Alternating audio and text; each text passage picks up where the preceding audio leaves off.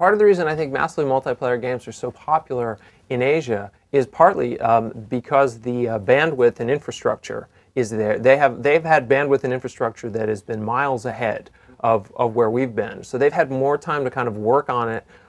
There's greater opportunity for an audience. And then on top of that, you have situations with copyright over there that are problematic. The retail game model, the traditional retail game model of selling discs in stores has very much been destroyed by piracy. But a massively multiplayer game is not destroyed by piracy. In fact, it is enhanced by piracy because the pirates become a network to distribute the software. And the players, they have to connect online, and there's no stealing the game because you pay as you play. And so I think that combination, plus also then you also consider the lower penetration of consoles in Asia is something that kind of has pushed people more to the PC, and massive multiplayer games work well on the PC. And then further, you can kind of take it to kind of a social angle. Some people would suggest that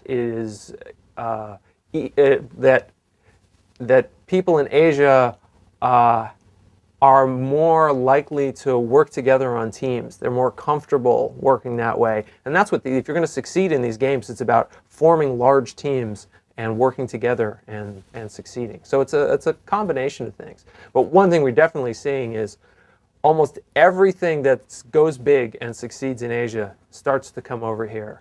We started to see it happening. We saw it initially with subscription-based games. Then we saw microtransactions taking off there, and now they're taking off in America and in Europe as well.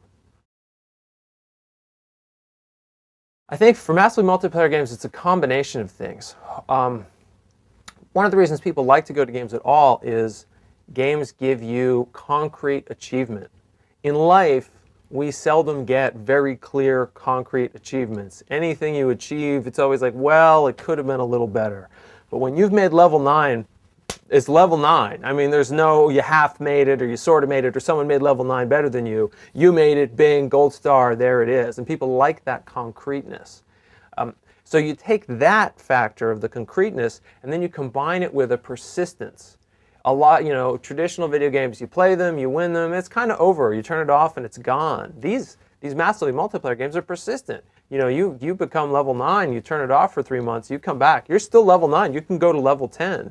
These can become something that you do for 10 years, 20 years, 50 years if you want to. And so people like that. It makes it more solid, it makes it more real, it makes it more meaningful.